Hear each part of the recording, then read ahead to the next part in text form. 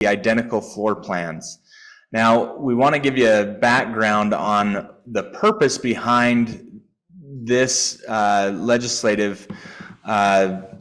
this language is because we wanted to streamline the building process so that if we know that there are no concerns with what has already been approved, and so long as there are guardrails to make sure that we are protecting and providing safety to our citizens, we can streamline that and make sure that that building permit process is allowed to continue forward quite quickly and without sacrificing any sort of safety concerns.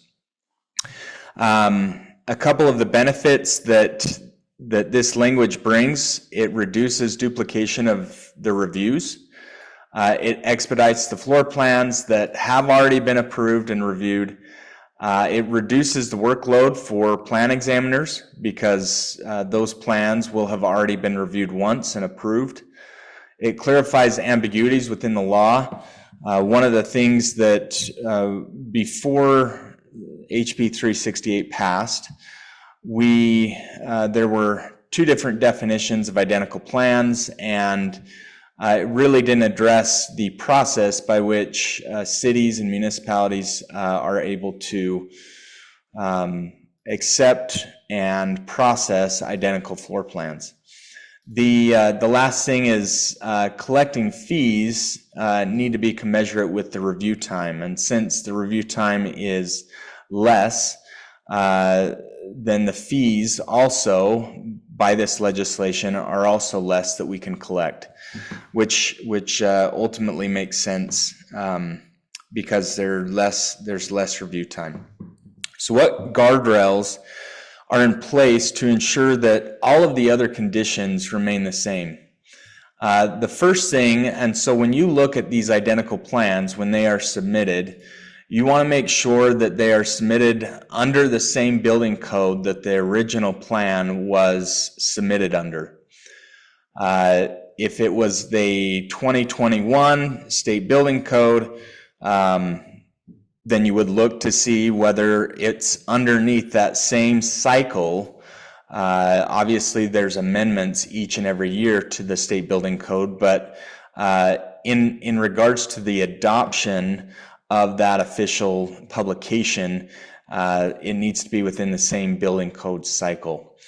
The second thing here is it can't have any structural differences between what the original floor plan was and the identical floor plan that's being submitted. The building must be located on the same land within the same zone. So if it's approved, if the original plan was approved in one zone, the identical plan cannot be used for a different zone. And the purposes behind that guardrail are that it makes sure that if there are any considerations with one zone, that all of those considerations are taken into account, and that cities and municipalities or cities and towns are not approving things that have differing conditions, soil conditions, etc., that it's going to be in the same area with the same issues, the same problems, the same contours, those types of things. The identical floor plan is actually, it needs to be substantially identical. And what you'll look at that last bullet point there, it says includes floor plans that are oriented differently.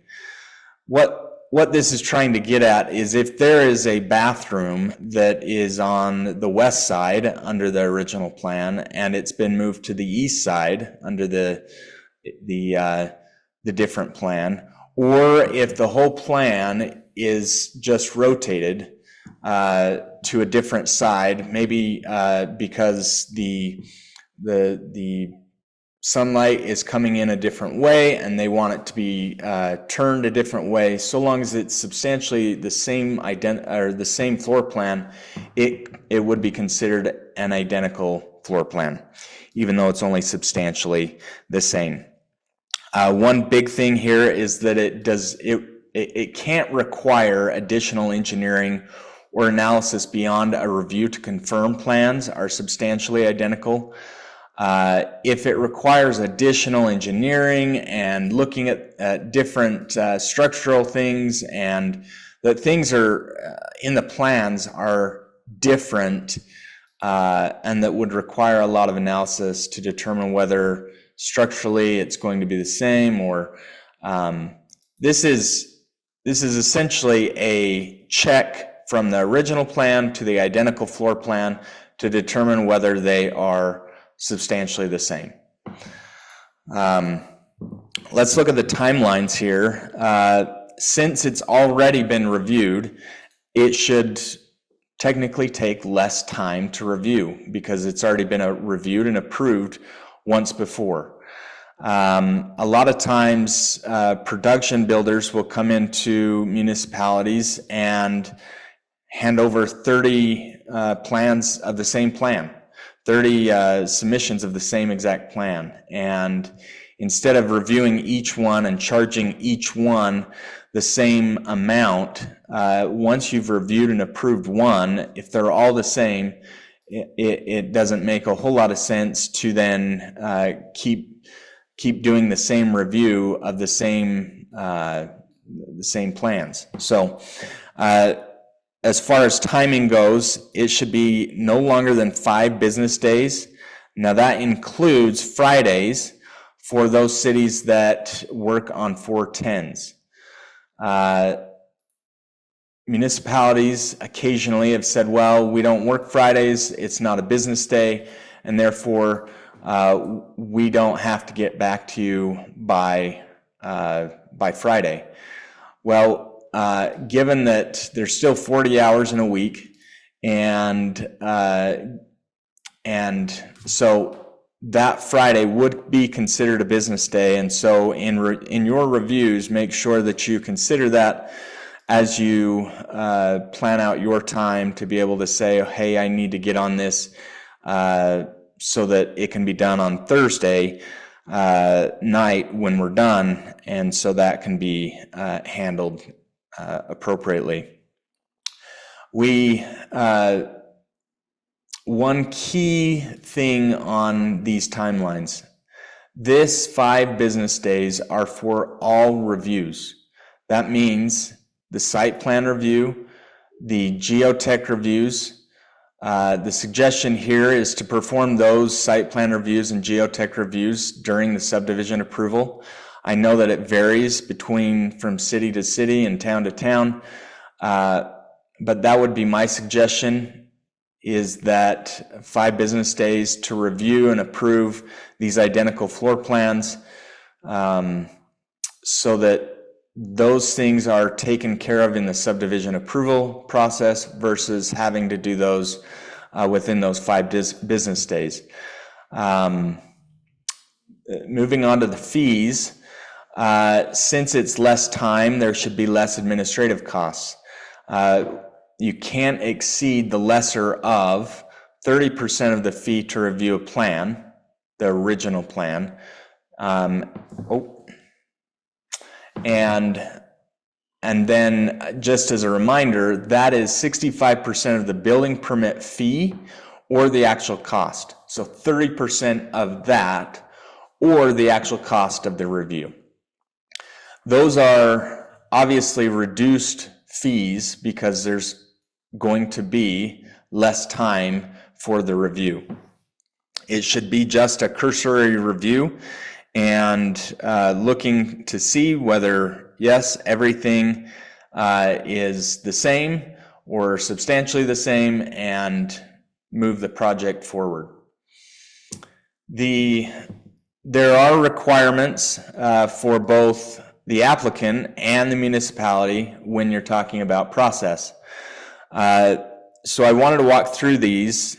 to begin with, if the applicant comes in and says, hey, I've got an identical plan, and they submit that identical plan, they have to indicate that, hey, this is an identical plan that I want to use later, and indicate the zone that the original plan is in. The municipality then files it and indexes that original plan for future reference, and provides the applicant with that index number for reference to the original plan. The applicant, when they come back, maybe in the same week, maybe a year later, whenever they come back in saying, we are now building identical plans to the one that we've already submitted, you've reviewed and approved, they have to mark that floor plan as an identical plan on the plan and identify the building permit number and index number associated with the original plan. They also need to identify where this identical plan and this is to be built, and so after that, then the normal review process of the identical plans will move forward in that fashion. This is penalty for violation.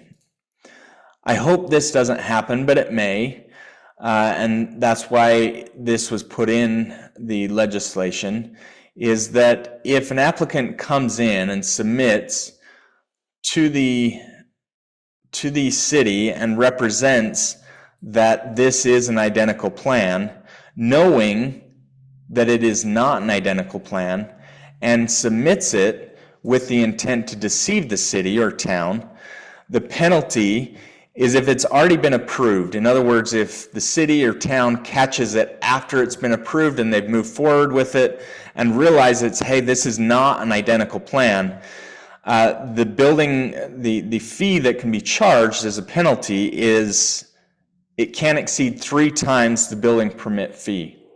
As you know, that can be a hefty fine. If it has not already been approved, then it would be the original permit fee amount, and they would pay that original fee amount.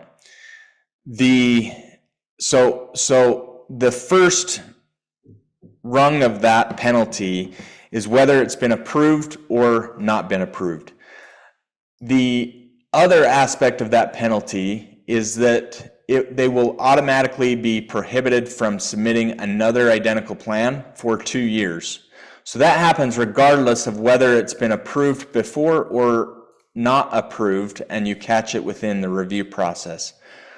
If they continue to submit during those 2 years that they are prohibited from submitting, there can be a criminal penalty for doing so. This is a caution. This should only be used in very, very egregious cases. This will be, you will need to have very clear documentation, and frankly, it will be difficult to show that there is a knowingly and with the intent to deceive proof of that when they submit.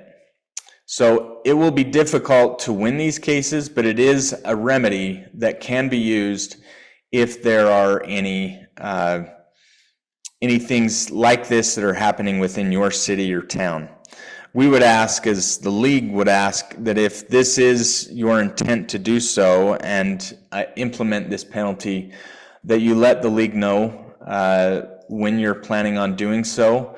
And so that we know once we're up on the Hill, the Capitol Hill, and during the legislative session, what challenges we might face in defending those actions taken by the city against a builder. So with that, that is our identical floor plans, and we hope that this can be a good guide for you to be able to get through these identical floor plans quickly, and that it can streamline the process for builders without taking away and sacrificing that safety and security.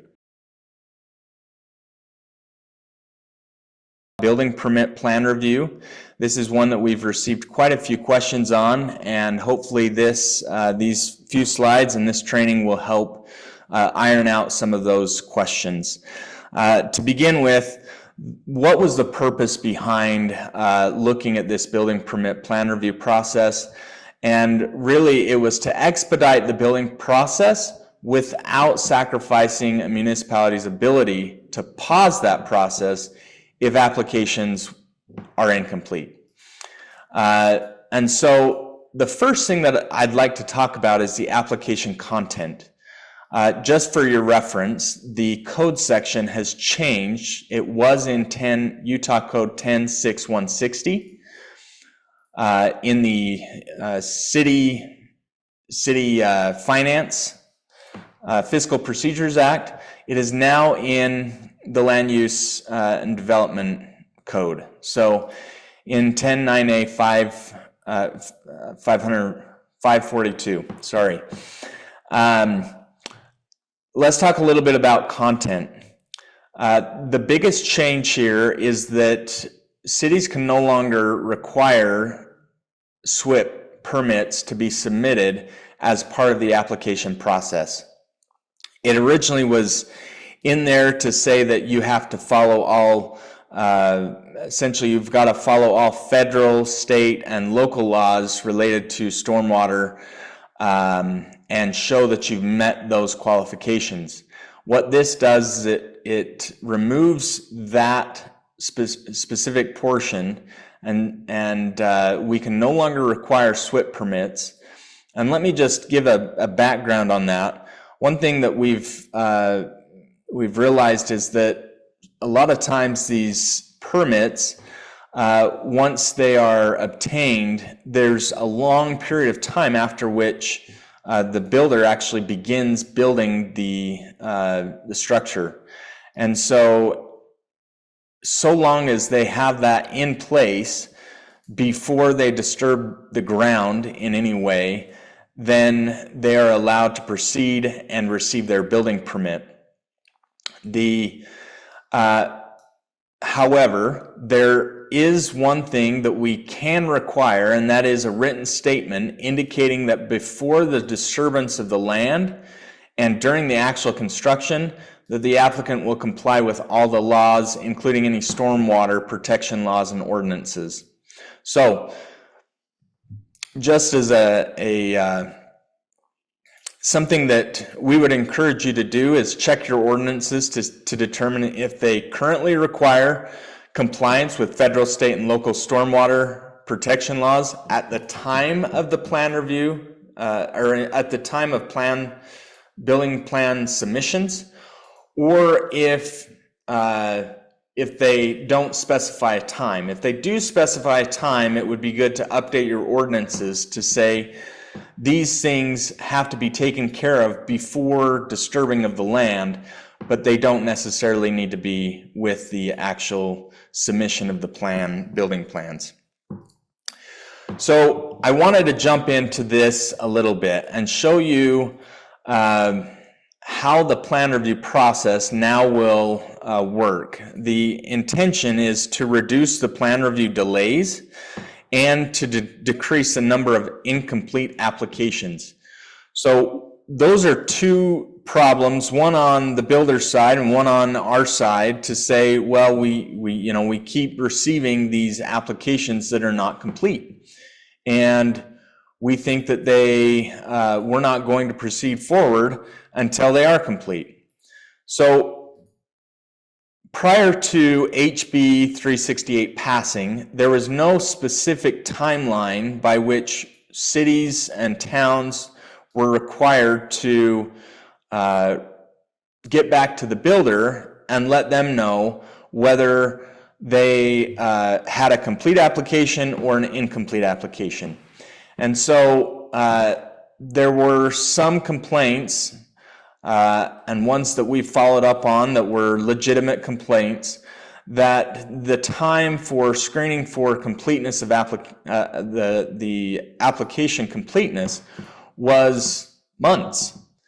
And so it would go for a very long time, and then the builder would come back and say, where is my building permit? It should be done now within 14 days. Where is it? And they then say, hey, we've got an incomplete application. And no communication happened that way. And so one of the things that we've tried to do is tighten that down, still give cities and towns the ability to do that screening period even before the plan review period, 14-day plan review period, begins. So to begin with, there is a 3-day screening period where municipalities can pause the screening period anytime during these 3 days if they determine that the application is complete. So if they receive 4 out of 7 documents that they need, they can immediately say, we are pausing this application from moving forward, and you need to give us those documents before we are going to move on to the 14-day plan review period. And then after that 3-day screening period, there will be a 14-day plan review period. Within that 14-day plan review period, that is when that plan review needs to be done, whether or not it is complete. It is a complete application or not. Meaning that after the 3-day screening period, the city or town discovers that the application is incomplete. And if at any time that application is found to be incomplete after the 3-day period and before the last 5 days of the 14-day plan review period, the city and town have to continue forward on that plan review process. Now, if it gets to day 10, 11, 12, 13, 14 of that 14-day plan review period, and there still is time that needs to be, that there's still documents that need to be submitted and have not been submitted, there will be additional time added on to the end of those 14 days. So I want to step back and go through different scenarios to show you how this plan review period will work for you in different situations. So let's take, for example, day 1. You determine that the application is incomplete. At that time, you should tell the builder your application is incomplete because it is missing document 1, 2, and 3. It has 4 through 10, but it's missing document 1, 2, and 3. And you need to submit those and get those to us immediately. Until they get you those documents, that plan review period, that 14-day plan review period, does not begin, and will stay paused until they have given you a complete application with all of those statutory requirements of those elements of plan submission. Let's take, for example, day 2. You determine that the application is complete. On day 2, if that's when you determine the application is complete, the 14-day plan review period will begin immediately thereafter. So you do not have another day of that screening period. It's not an additional day to essentially have 15 days for the plan review.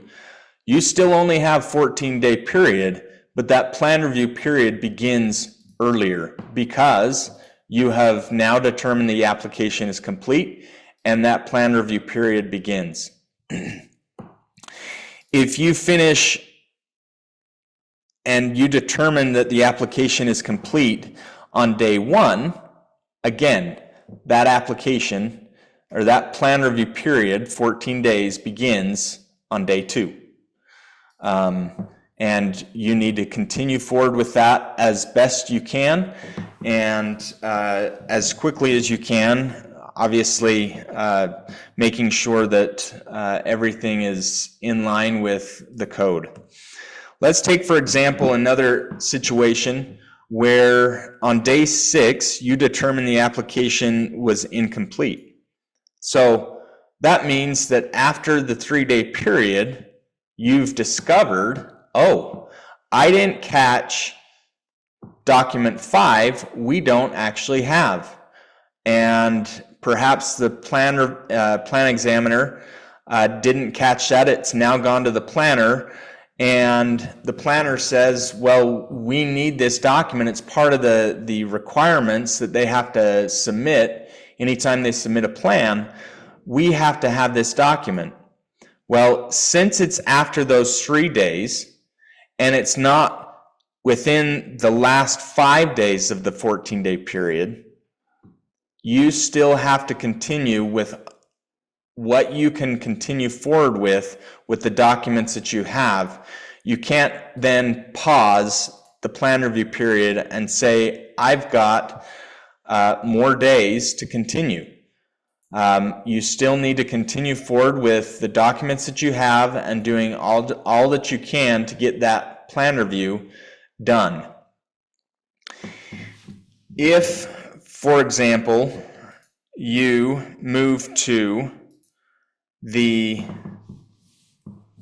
let's see, yeah, if you have you determine that the final documents have now been submitted on day 10, which means that it happened in the last 5 days. What that means is that you typically on this 14-day period, you would have only those 10, 11, 12, 13, 14. But since they submitted the final documents on day 10, you have 1 additional day. So the time that within the last 5 days, it adds on another day onto the end of this 14-day plan review period. Take, for example, if they submit the final documents that you've been asking for from, say, day 3, day 4, day 5, and they finally get it to you on day 14.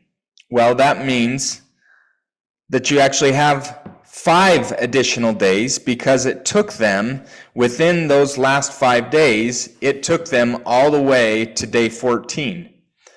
The purpose behind this is that we didn't want to be behind the 8 ball saying, oh, well, you need to finish your plan review because it's day 14, and even though you didn't have those documents to review, you still have to finish it within this 14-day time window.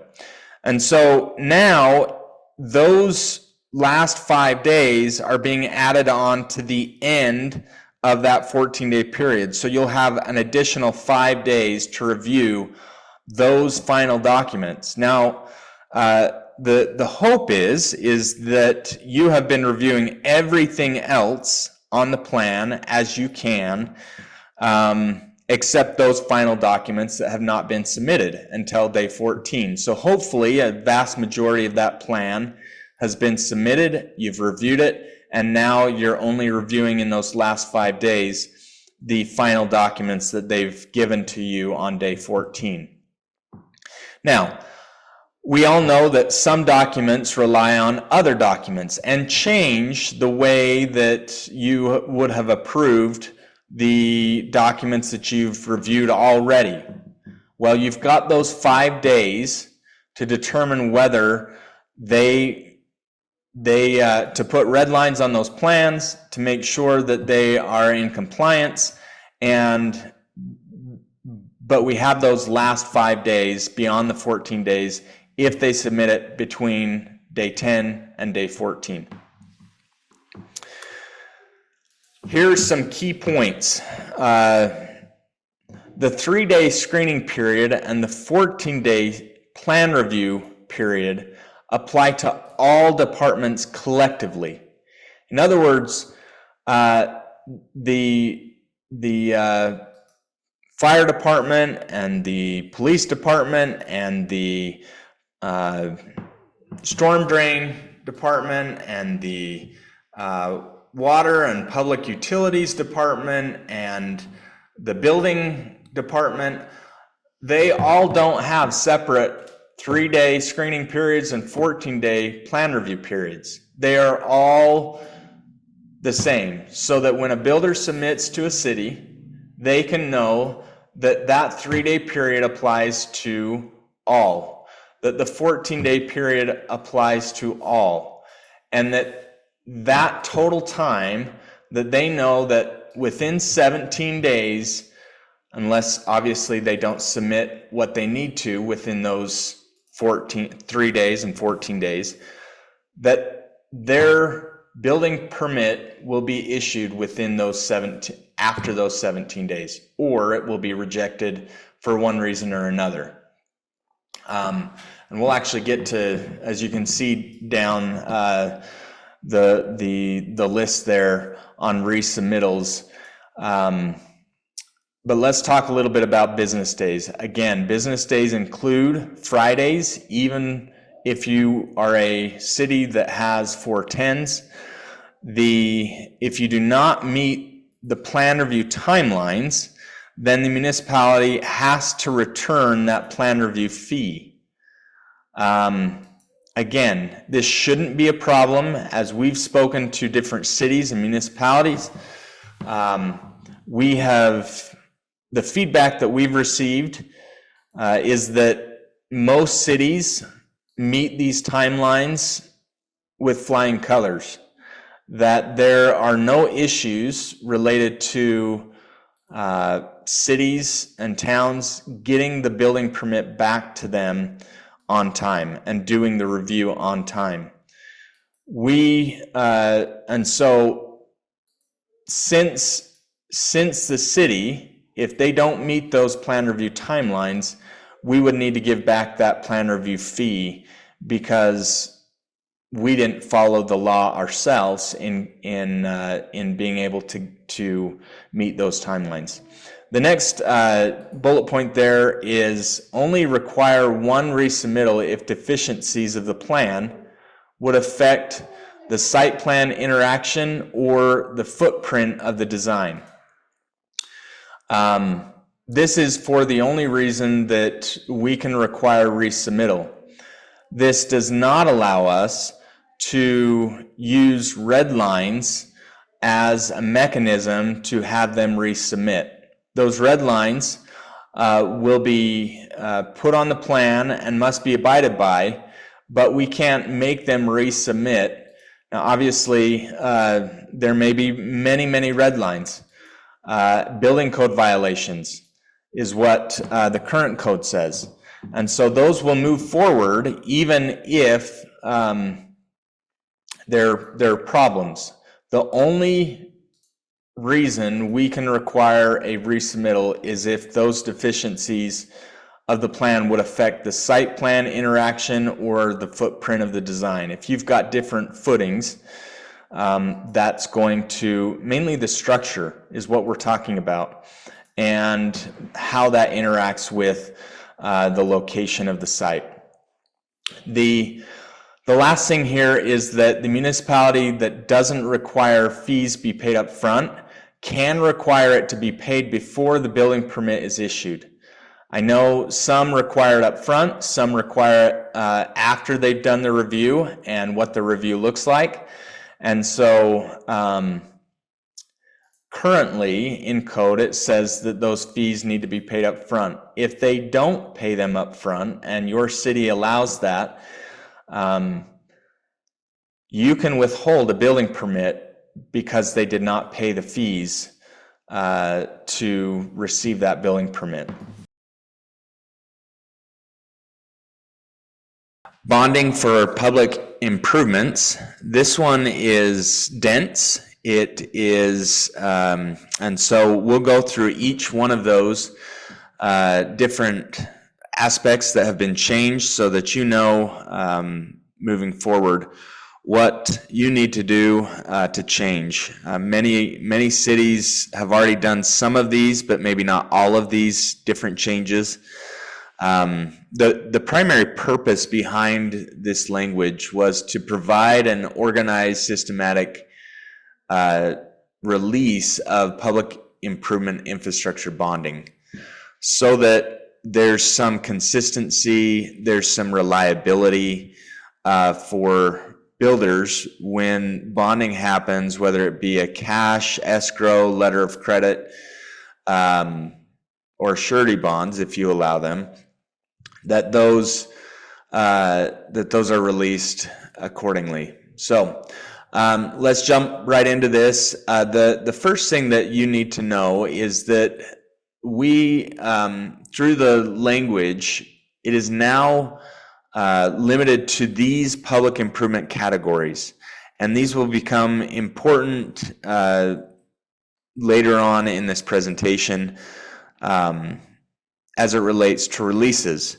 So these are the public improvement categories that you need to change in your ordinances to line up and match up with these different ones, so that when these different systems are finalized, they've been approved, and you do not need to release the bond only on the whole bond, but you can release in accordance with different systems here. And typically, different cities and towns allocate the engineer's estimates to be the basis by which they come up with their bond. And so you would release per system, not per the whole bond, and they would not need to have to complete everything, all of these systems, in order to get a release on their bond. And we'll go into the percentages of those bonds here in just a minute. So the timing, we're first going to talk about the timing of acceptance or rejection of warranty work. So this is at the end. You've already approved it, it's through warranty, and now you come back. So after you have, after an application to come or a request to come and review the warranty work for final sign-off, we have to respond. If you're a first through fourth class city, we have to respond within 15 days. If you're a fifth class city or a town, you have 30 days after that request comes in. Now, there are exceptions.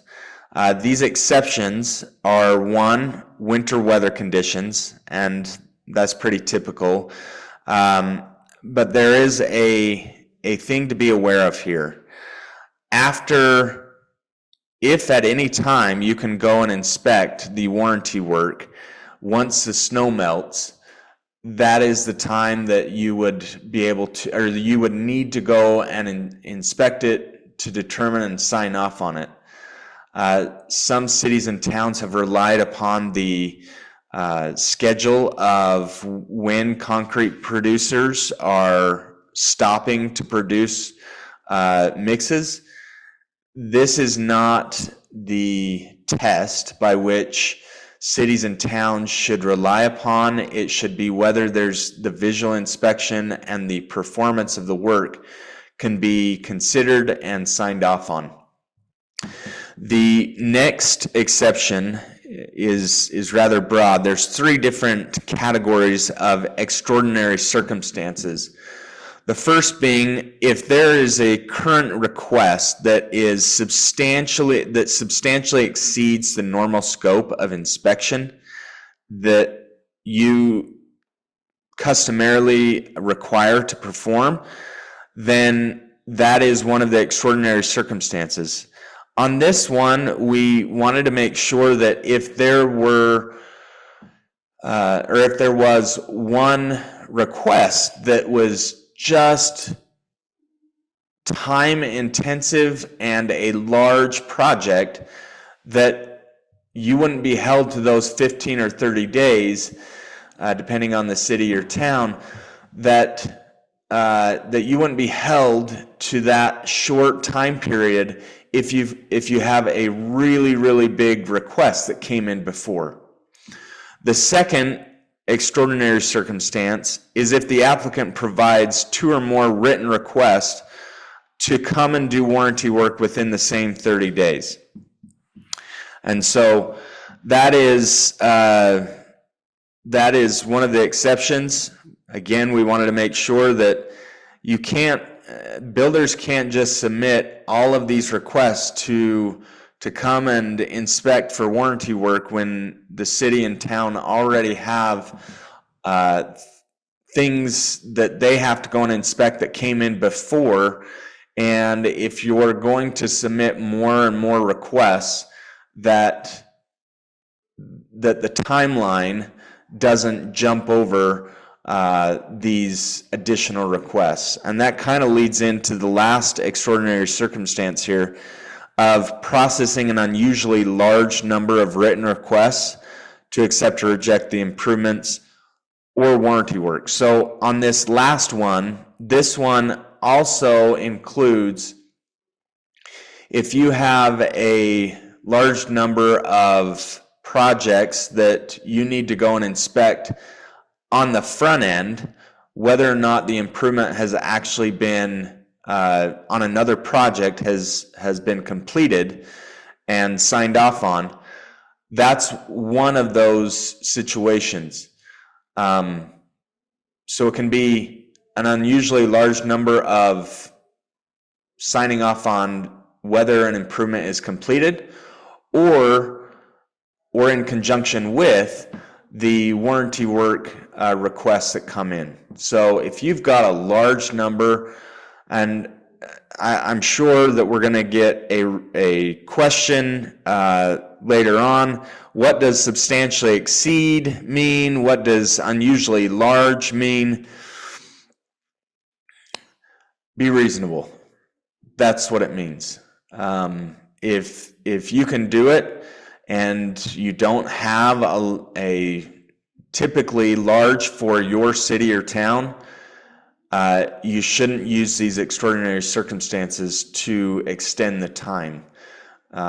Most certainly we will hear about those situations where cities and towns use that, and there's a dispute as whether or not it was unusually large or substantially exceeding the normal scope. So be reasonable. Try to work with the builder as much as you can. The third exception for accepting or rejecting warranty work is if the city or town has rejected the warranty work 3 times. That means you've gone and inspected the warranty work. You said this needs to be fixed. They've requested again. You've gone out. Again, they haven't fixed anything. They request again. You've gone out and they still don't have anything. After that point, then there's 15 days for each subsequent inspection of warranty work.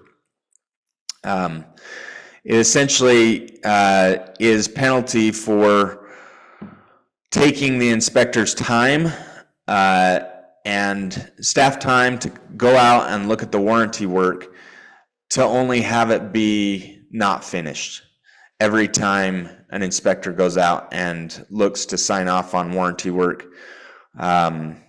This addressed some of the concerns that we were having and we were hearing with re-inspections. They're not changing what we need them to change for us to sign off. So is it perfect? No, it's not. If it were perfect, it would be if they didn't do it the first time, then it adds on 15 days. But as part of the negotiating, this portion of the bill, that's where we ended up. And so that covers the timing of acceptance and rejection of warranty work. We now move on to, well, I should say, if you have rejected the warranty work for whatever reason, current code requires that we give a comprehensive and specific list of those reasons why we've rejected the public improvement or warranty work. So the thing that this changes is that it identifies that this list has to be given to the builder within 15 days of that rejection. So kind of going back here, you've got 15 or 30 days, subject to those exceptions.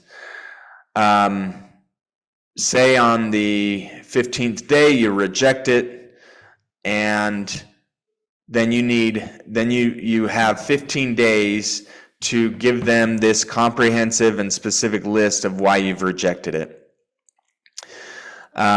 If the city or town has not complied with this 15-day rejection warranty work and comprehensive and specific list, the applicants can send a written notice demanding that a list be given within the next 5 days. After those 5 days, the municipality, if they still have not given that list, then they need to reimburse 20% of the applicant's improvement completion assurance for the warranty work for each infrastructure improvement category. Again, going back to those initial categories, and 20% of that individual improvement category needs to be returned. This is not the full amount of the bond, 20% of the full amount of the bond. It is 20% of that which has been allocated to that specific infrastructure improvement category. The timing of release of the assurance. So this one is for it when we're talking about when they've completed the infrastructure category. In other words, that system of that category has been completed. Culinary water system, for example. Within 15 days of determining whether or not, so if you've approved the infrastructure category having been completed, you need to give back 90% for that infrastructure improvement category after determining it is complete. So that's up at the very beginning. At the very end, you withhold the 10% for the warranty period, and also you've got 10% of any remaining part of the bond to cover the administrative costs. If you've approved the warranty work, you've got 15 days to release 10% for the infrastructure improvement category, and that's after the warranty period expires.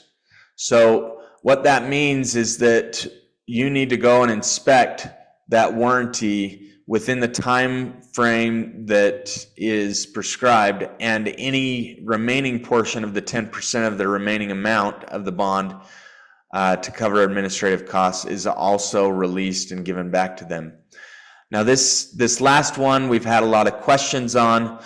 Interest-bearing account. If you allow a cash bond, the interest accumulated on that amount of the cash bond needs to be returned to the builder. It is not the city or town's interest on that money. It is the builder's interest on that money. When does that have to be given back? And what bonds does that apply to?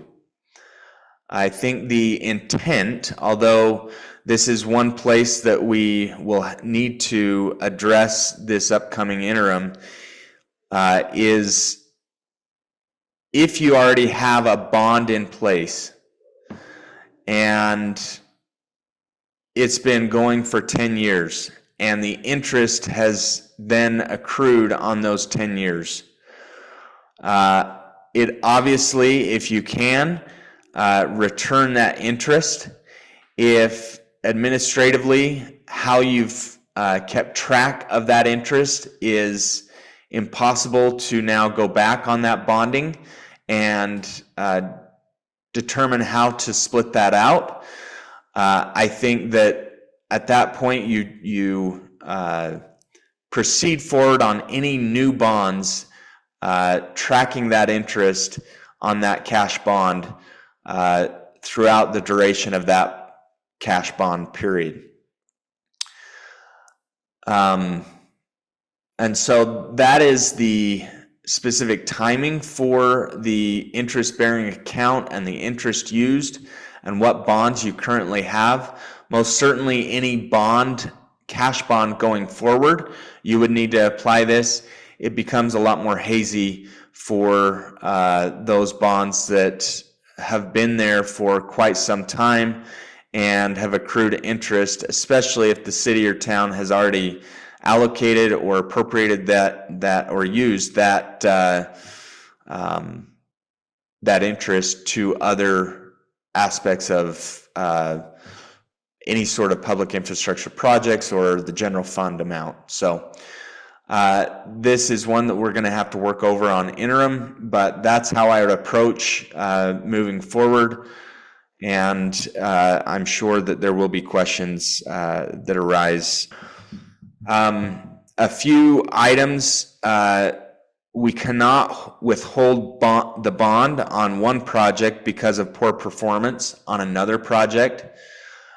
We cannot, there can't be, no bonds may be required before the submission of and for the purpose of being a security for a private landscaping plan or a construct first, record later. This is where they take on the risk of building the public infrastructure before they've recorded the plat. Now, that is still subject to municipal inspections. It is still subject to approval of final engineering plans. And so there still is inspections throughout. Obviously, if you've got a sewer line going in or a water line going in, the city needs to go out and inspect that, even if there's no bonding on that specific portion of that, that infrastructure. So this does not remove the requirement to get inspections done before you sign off on it. It just means that they don't need to bond for it. And one thing to consider, this is just more of a reminder than anything else, that we have to provide 2 forms of security at all times. So although there are many different forms of security that a city can do, the primary ones that usually are used are escrow, letter of credit, sometimes surety bonds, and cash bonds. Land use noticing. This was one of the items that was brought up in multiple different meetings during the interim and last year, and so we made sure that this was one of the items in this land use task force bill that we inserted in and made sure that we took care of those problems that you've seen in your cities and towns. What this land use noticing language does is it changes the required notice from a Class B to a Class A notice if the items are ministerial in nature. So this is only in relation to the actual noticing. This does not apply to any sort of legislative acts, administrative acts. This is only in relation to noticing. So let us go through these. The first one is if you are merely bringing your land use ordinances into compliance with a state or federal law, then you do not need to give a Class B notice. You can have a Class A notice, which is much less expensive and much less broad, especially when you're simply just updating your code to new laws. The second thing here is that if you are doing a land use change that adopts a municipal land use update that would affect an entire zoning district or multiple zoning districts, then this would be a Class A notice only. The next thing here is non-substantive clerical text amendments to an existing land use ordinance. So if it doesn't change the substance, then this would be considered ministerial in nature. To recodify the municipality's existing land use ordinances, to designate or define an affected area for purposes of a boundary adjustment or annexation. That is one that we have been reached out to on, and cost a city about $4,000 or $5,000 to just define what an affected area is within their city. And so any of those or a combination of those will only now be required a Class A notice. Now, here is something also to consider. If the ordinance includes one ministerial and one non-ministerial change, it will still require a Class B notice, since it is not fully and completely just the ministerial change. So please keep that in mind as you make changes to your land use noticing, and look to see whether there are any ordinances that you need to change within your city as it relates to land use noticing. Land use regulation definition. The reason for this change was that occasionally cities and towns would update their engineering standards or development standards administratively, that it was not through the city council, but that it was done through a department, and they've changed their engineering standards, development standards. Those are legislative acts and can only be updated through legislative action. And so be aware of that this is, that all of those types of actions need to go through your council, just like any other legislative act. Please review your code to make sure it complies, and that is a brief update for that portion of HB 368. Land use appeals. What this language does is it prohibits a municipality from requiring a public hearing for a variance or a land use appeal. Anytime that there's an appeal, no public hearing can now be required. Now, a public hearing is not obviously the same thing as a public meeting. It will still be a public meeting open to the public, but the public will not be able to give comments during the public hearing.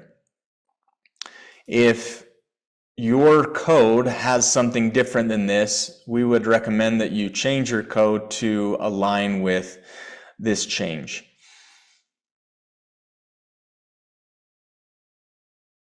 Private maintenance of public infrastructure.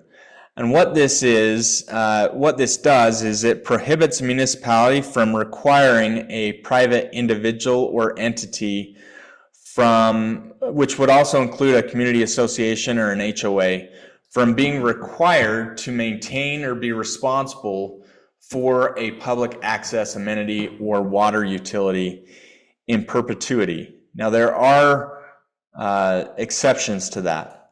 The first being that if you've got a public access amenity that's located adjacent to the private property and extends to the curb line of the street, for example, if you've already got park strips and sidewalks, we can already require that adjacent property owners take care of maintaining the weeds, the snow, etc., all the way to the curb.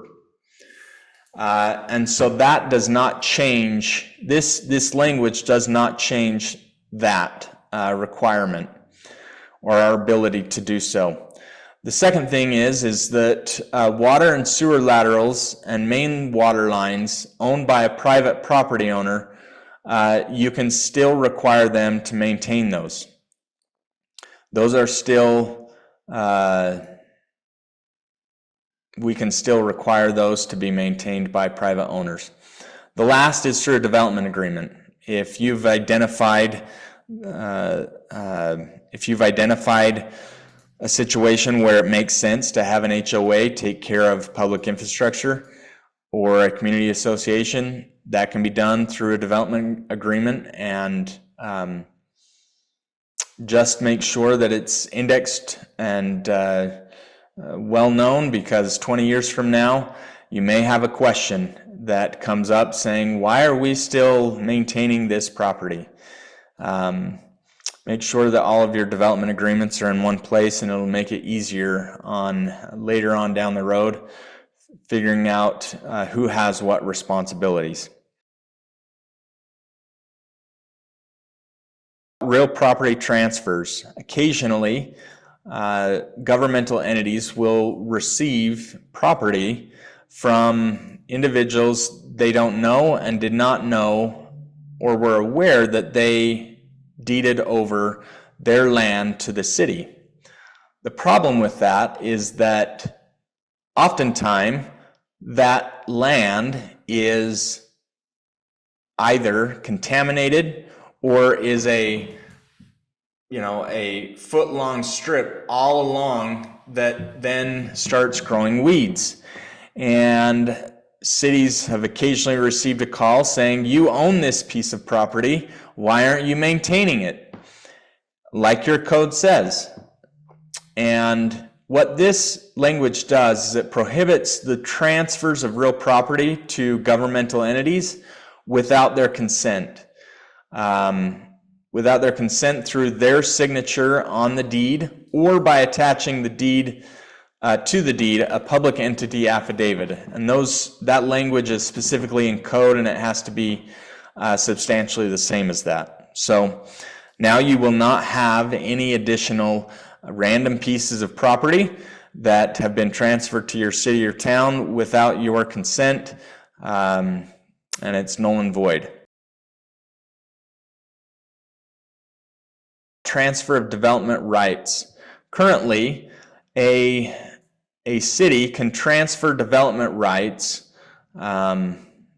to another part of the city and allow a developer to develop in one part of the city for additional density, say, and not to develop in another portion of the city to protect certain areas of the city that the city really wants to keep in some sort and fashion either open or in a certain design, that this would now allow cities and counties to be designated as a sending site and a receiving site. So we can work regionally with different cities, adjacent cities, or adjacent counties, and work together to place development in a place where it makes more sense, rather than using certain land that is perhaps a better place for a park or a better place for city recreation needs. That those development transfers can happen both within the city and outside of the city, so long as both cities and or county agree to the actual transfer of those development rights. So this does not force you as a city to accept development rights for a developer to come into your city with higher density because another city didn't want it in their city.